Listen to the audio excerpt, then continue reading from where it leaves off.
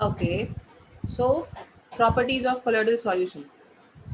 First properties are the coagulative properties. In our previous class, I have already discussed the coagulative properties with you.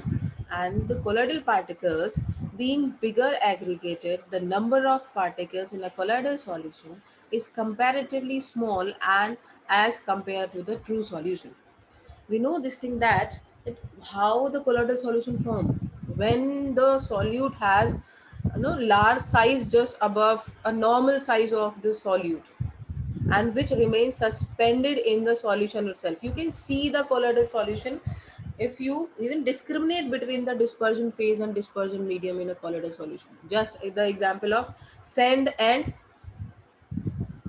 water. You can easily identify that sand is mixed with the water in that in at that particular time. But sometimes you will not be able to identify between the colloidal particles. For example, like milk. If I show you the milk, so it look like just a white color liquid, but we'll not be able to identify what is there inside that milk in the solute phase. All right. So whenever the colloidal particle size is more as compared to the size of the particle of true solution, that makes the colloidal solution. You can see these particles with the help of your naked eyes.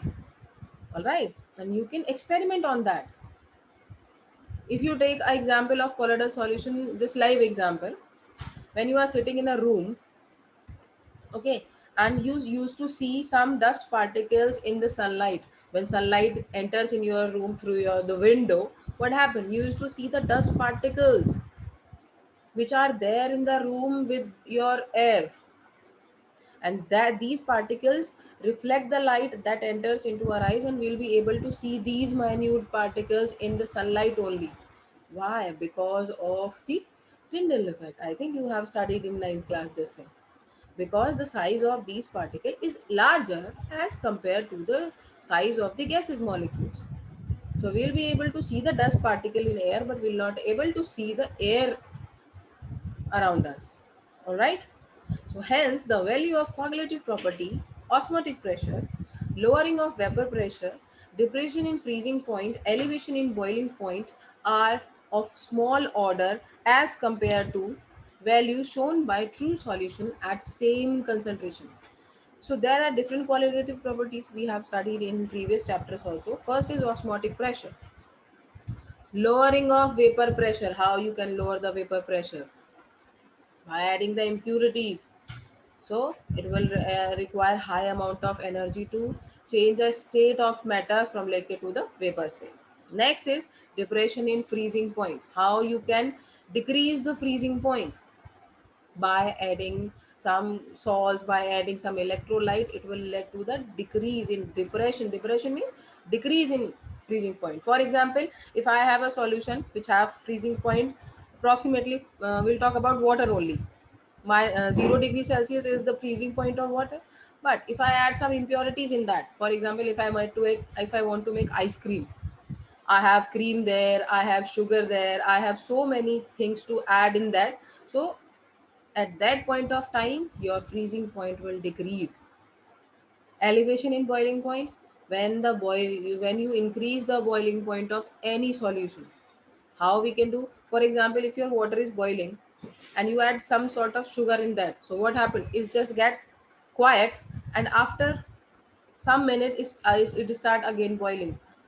Why this thing happen? Because when you add sugar in that, it reduces its boiling point, and when you continue supply the heat to that specific bowl in which you are doing your experiment, after a period of time it again start boiling.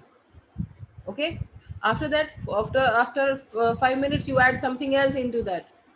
So whenever you add impurities, or you can say whenever you mix the solute, solvent, or different types of compounds together, they will affect their freezing point, boiling point, vapor pressure, and as well as the atmospheric pressure. These values are known as the coagulative properties. First is the Tyndall effect. This thing you have learned in ninth class also. Tyndall effect is the scattering of light in a colloidal solution. Scattering of light in a colloidal solution. how the scattering of light takes place. Because whenever the light, just when you peep a beam of light, you can see this thing in this diagram, that when you have a source of light and peep the light on into the colloidal solution, what happened? The light gets strike with the dust particles, or you can say the colloidal particles, and reflect at different angles. That is how we'll be able to see that under a microscope. All right, so that is how the Tyndall effect actually appears. You have seen this Tyndall effect in nature also. I'll show you this thing with the help of diagram when we go down to the chapter. So this effect was first observed by Faraday and later studied in detail by Tyndall, and in terms and it's termed as Tyndall effect. Faraday was the scientist who observed this phenomena, but he'll not be able to give the particular concept that why this thing happened, why you try to, when you have a glass of milk and when you try to pass the light through that glass, that it will not pass out. Why? Because of the particle, there is a repeated reflection inside the that solution between the colloidal particles, and which do not allow the light to pass through the solution. Okay, so Tyndall was the first scientist who just experiment this effect and explain in detail. The Tyndall effect is due to the fact that the colloidal particles scatter light in all direction in space. This scattering of light is illuminate the path of the beam in the colloidal dispersion. So why this word is used in all the direction in space? Because the size of the colloidal particle is very small. So when you pass the light, it covers the maximum area of that colloidal particle. If we talk about a large particles and project a light on that large particle, so you will be able to see only one side of that. All right, but when we talk about when you reduces the size continuously, the light can move it, because light has wave nature also. Studied that the light has particle nature, which strike with that particle and bounce back, or you can say reflect at any angle. But it cover that colloidal particle also. Why? Because it has wave nature, so it can cover the entire surface. You will be able to see the entire particle because of its life small size. Tyndall effect is observed only when the two conditions are satisfied.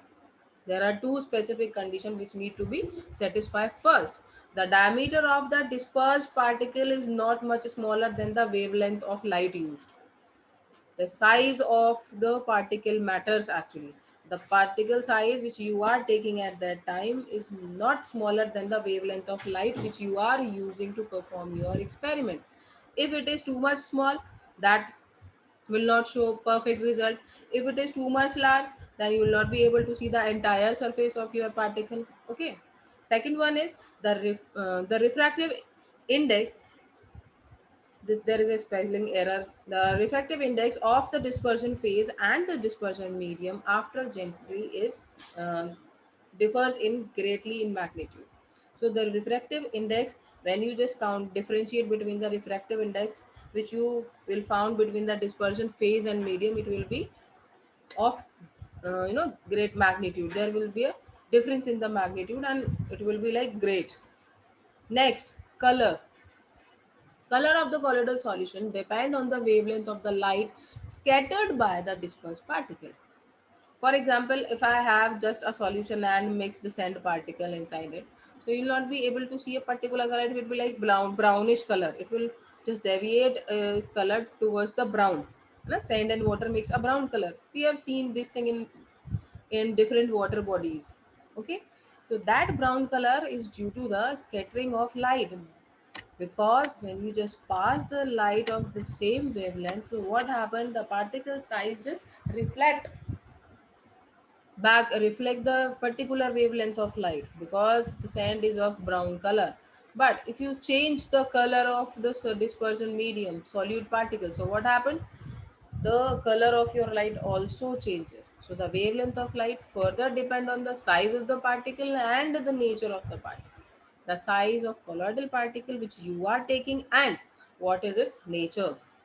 If you mix some black color substance into on if you just break the charcoal into pieces and mix it with water, what happened, it gives us black color, and when you just impart the color, what happened, that all the wavelength light is absorbed by that, and only similar type, a single type of light, that is black, it means it is just reflected back. Or you can say black absorbs each and every wavelength of light, that is why it appears like black. Next is Brownian movement. This is very important factor of the Tyndall effect. Brownian movement in ninth class, I think you have studied very deeply. So Brownian movement is like, क्या होता है Brownian movement?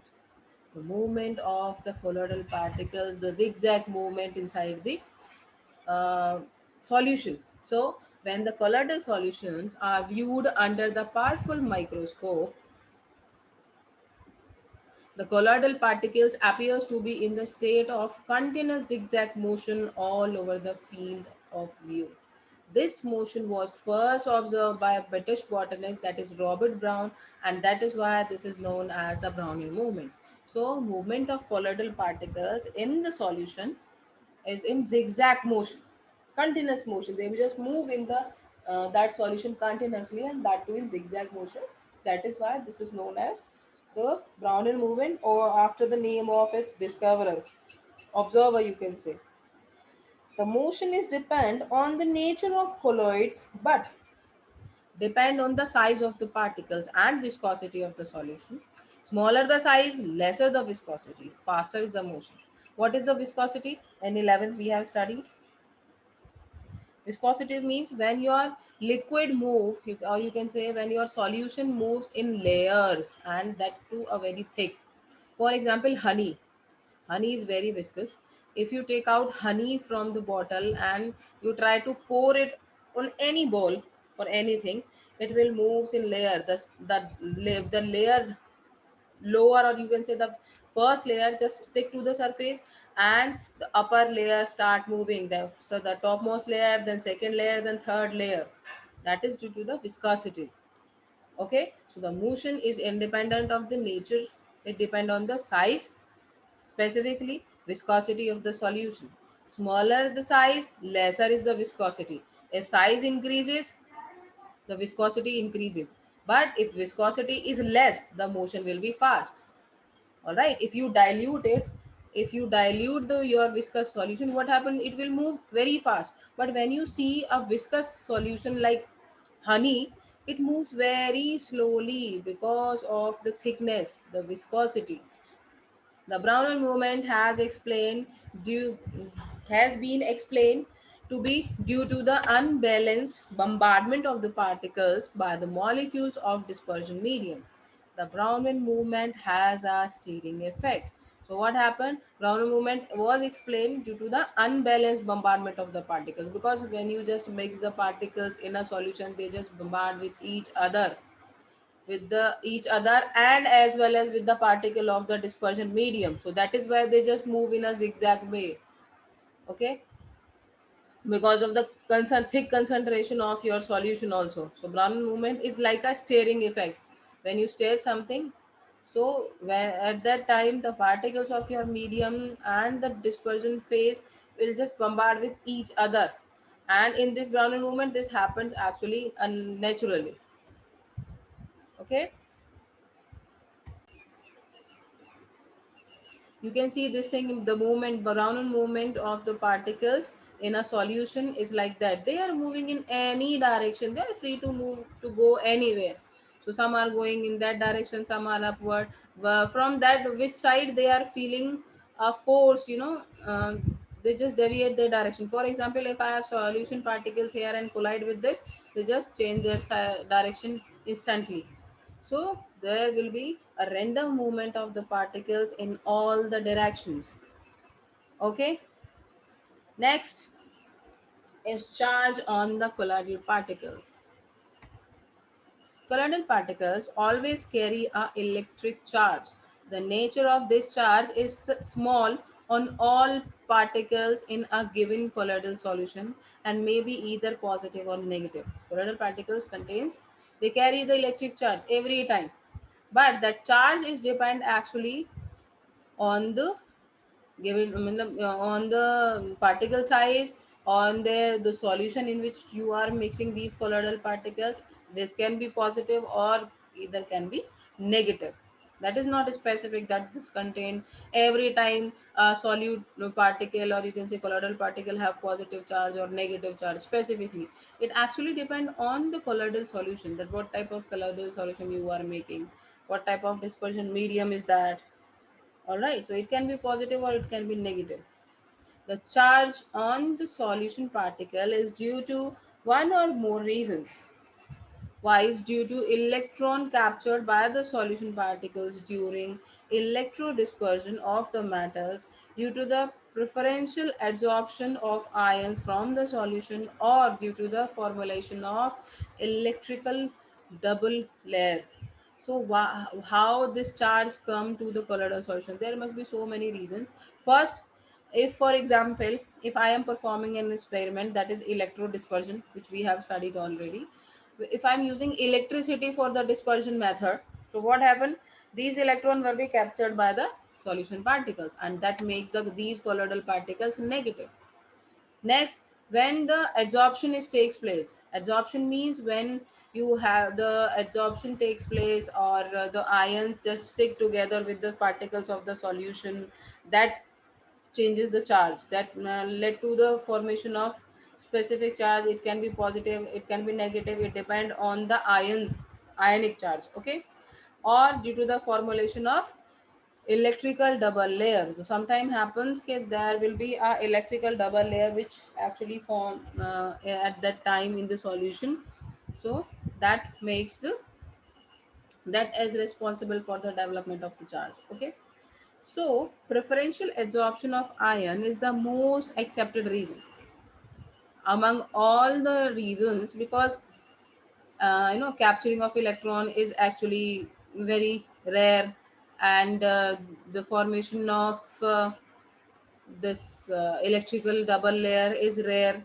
But the main reason is adsorption. In adsorption, we have studied that when we mix two phases together, the particles, they just get absorbed on each other surfaces, and which led to the formation of ion.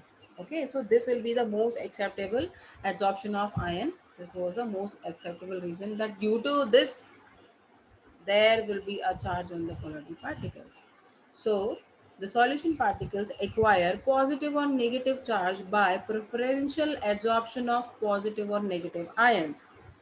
When two or more ions are present in the dispersion medium, preferential adsorption of ion common to the colloidal particles usually takes place. So whenever we have different ions, two or more ions which are present in that medium, that will be positive or negative. So what happened? They just adsorb and accumulate a charge there. So due to which the colloidal particles usually get charge, and you can say they carry charge in the solution.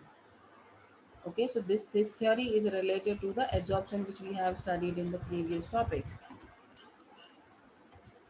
The combination of two layers of opposite charge around the colloidal particles is called Helmholtz electrical double layer. So when what happened, when the two opposite charge layer of colloidal solution just segregate, one layer is of positive charge, another layer is of the negative charge. At that time, that layer is known as Helmholtz electrical double layer. Okay. According to the modern view, the first layer of iron is firmly held and is termed as fixed layer. The first layer is the fixed layer, okay, and second layer is the mobile, which is termed as the diffuse layer. So if we talk about the layering, so the layer first which appears first at the beneath, at the bottom of the chamber, so that will be like fixed, because it will not be affected or attracted by any layer. It's just stick to the surface of the chamber in which you are performing your experiment. So what happened, the other layer which is just above it, it will be a second layer, and it will be the mobile. So that will be the second layer, and first one layer will be the base of the layer formation, which is fixed actually. Okay, which is fixed with the surface, and the second layer is mobile, it will move, it will be affected by anything when you add something else in your colloidal solution. Since separation of charge is a seat of potential, the charge of opposite sign on the fixed and diffuse part of the double layer results in the difference of between potential between these layers. This potential difference between the fixed layer and the diffuse layer of opposite charge is called electrokinetic potential or zeta potential. So there will be a potential difference between, because these two layers have different signs, है ना. Different signs means if your diffuse layer is of positive charge, so the fixed layer will be of negative. If your fixed layer will be negative, the double layer will be positive, so they accumulate the opposite charges. Okay, they just separate on the basis of the charges. The same attract sames are combined together, and the opposite charge will be on the other layer.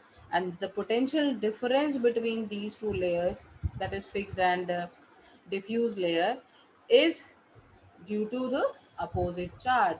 So that potential difference is known as electrokinetic potential and zeta potential. There are specific two names which are given to the potential difference between the two layers. All right.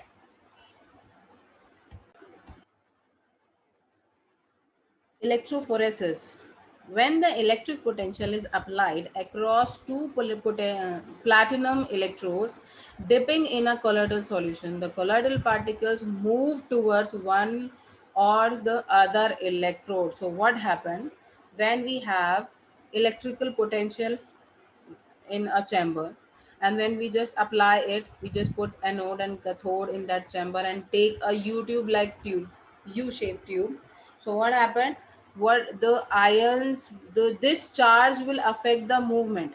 If your colloidal particles are of negative charge, they will deviate, or you can say they will move towards the positive electrode. If you have positive charge inside the colloidal particles, so it will move towards the negatively terminal, that is anode. So after knowing the charge, or if you want to confirm that which type of charge your colloidal particles have, so you can perform this experiment electrophoresis, and you will be able to know that what type of charge your colloidal particles are carrying. So there must be a U-shaped tube, two electrodes which are attached on both the corners. Second, there will be a reservoir through which you will be able to enter your colloidal solution into that tube, and there will be a stopcock which just prevent the further movement of the colloidal particles. This is initial level. This is the colloidal solution, and you can say the dispersion medium and the charged particles which you are seeing in the which are suspended in this solution. These are the colloidal particles. So what happened actually, when you apply the electrical field, they just start moving towards one electrode, move towards one electron, and that is not specific, that is depend on the charge of the colloidal particles which they are carrying. Okay, the movement of colloidal particles under an applied electrical potential is called electrophoresis, and this movement of the colloidal particles under the influence of electrical fields toward a specific electrode, that is known as the electrophoresis. All right. For example, you can see the colloidal particles are of these colloidal particles are of negative size, and when you apply the electrical field, they are moving towards the cathode, away from the anode, because of their carry charge. Okay, positively charged particles move towards the cathode, and while the negatively charged particles move towards the anode.